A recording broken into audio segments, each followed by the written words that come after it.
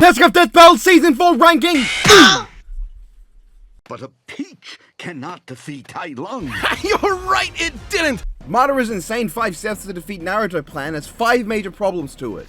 Problem 1. The name has changed from before. This means the name is not the same as it was at the start. At the start it was called Madara's insane plan to take over the world of Naruto. Now it's called 5 easy steps to defeat Naruto. These are not the same names as each other. Watch out with your renaming, Death Battle, or you might end up in Hiffle. Problem 2.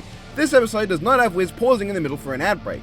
This means Wiz is not in the episode. It also means there's no ad break in the middle of the episode. This also means there's no comedic moment where Wiz from Death Battle appears in the middle of the episode to talk about the advertisement for Naruto and his Justin Bieber tier haircut. Problem 3. It's not funny. The episode lacks comedy. It did not make me laugh. Not humorous. No comedic value. Funny levels low. Not comedy. No haha. Lacking in the gaffs, goofs, jokes, and laughs to make me wanna haha. Not amusing. Isn't comic. Not chucklesome, deficient in riotous quality, slow-witted, definitely not witty, unwaggish, hysterical not jocular, farcical it ain't, does not tickle my ribs, not comedy, I did not find it funny, unlike the hilarious movie Hot Tub Time Machine 2 Electric Boogaloo. Problem 4. This entire video is just an unfunny version of Madara vs. Aizen's cutaway gag. This cutaway gag explains the plan better. This plan is also better explained in Death Battle and is a funnier, more concise, better written, definitely superior, objectively better, more digestible Death Battle episode that doesn't have all the unfunny jokes, but instead a fast funny joke and an okay joke with explaining why absorbing the 10 towers is necessary. The Death Battle doesn't clarify anything. The Death Battle does. It is also more comedic, has superior written quality, and is certainly more than just objectively superior. It is an easier to swallow load than the Death Battle episode, without the unamusing attempts at comedy, but instead has very quick, successive and successful comedic beats, and a decently hilarious ending skit, while also elaborating on the reason for Madara's conceptual consumption of the beast of the 10 tails. Problem 5, rest of it sucks, but that's Makini Madara, so it's about a 9 out of 10. What do you think, Megatron? I play Among Us every day. Yes. I don't see how that's relevant. Walter White. Who are you? I'd never heard of you. Nobody in the MCU but ever heard of you. This episode is really disappointing and uninteresting, kinda like Thor Love and Thunder. The editing is really good, sorta like the special effects of Guardians of the Galaxy Volume 2. Unfortunately, it's also really unfunny, kinda like Thor the Dark World, and it lacks any kind of major surprises, kinda like the Eternals, as well as having no real standout moments, kinda like the Incredible Hulk. At the very least, it didn't make me want to claw my own testicles out like Iron Man 2, but at the same time, Jocelyn could have had a more convincing performance, kinda like Brie Larson as Captain Marvel.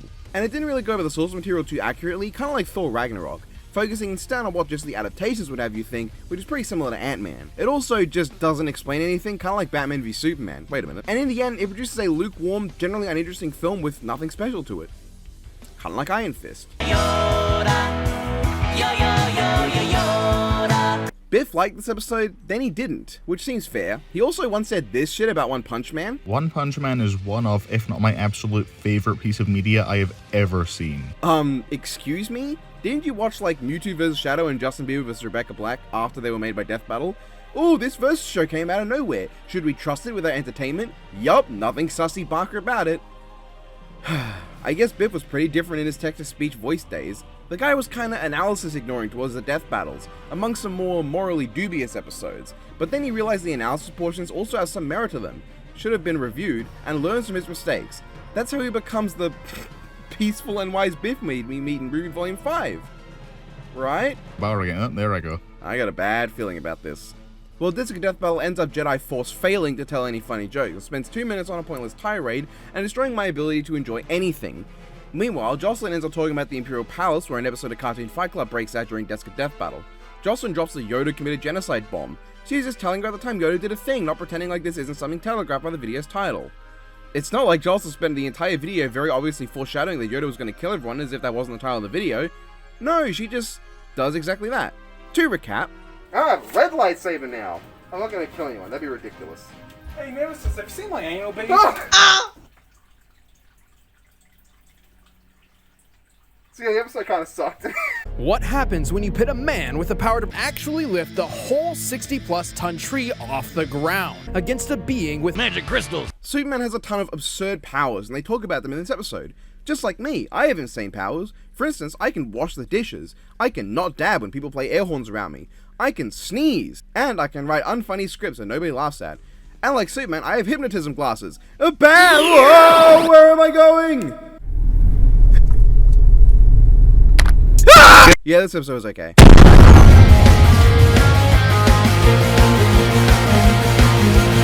Tails the Fox, Sonic's deformed flying stalker. This is an episode about a single-colored hero who kills someone mercilessly in an alternate version of the normal timeline.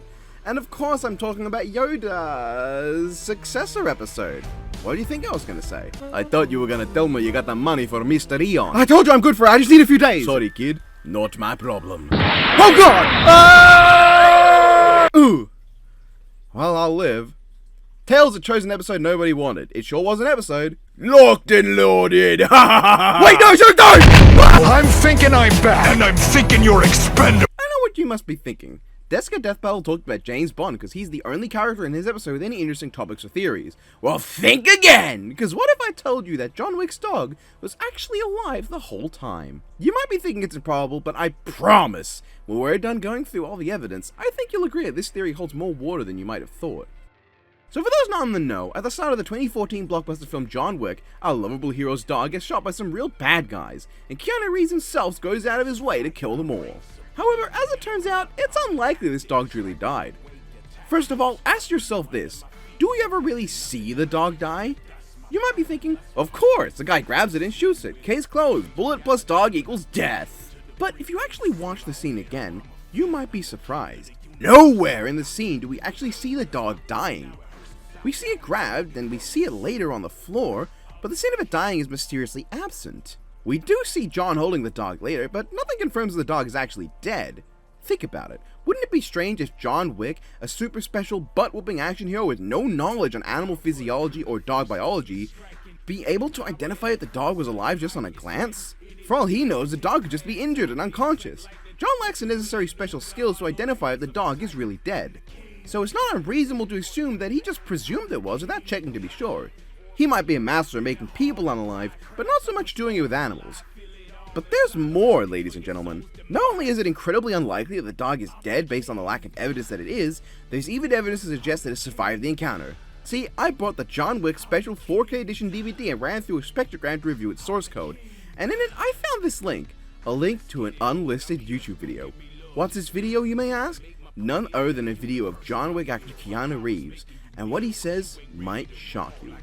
Hey, I'm Keanu Reeves, and I think the dog in John Wick is alive. If that wasn't blatant, I don't know what is. But it wouldn't make sense, right? If the dog wasn't dead, why don't we ever see it again? What if I told you, in fact, you did? What's this here? Well, none other than John Wick's dog. But Mad Pat, I hear you say. Isn't that just his second dog? Well, think again! This dog clearly has 4 limbs, hair, and 2 rows of teeth in its jaws. Who else do we know that has all these similarities? That's right, ladies and gentlemen. This is the same dog hiding in plain sight all along. But hey, that's just a theory. A film theory. Thanks for watching. I just simultaneously whipped a nay-nade.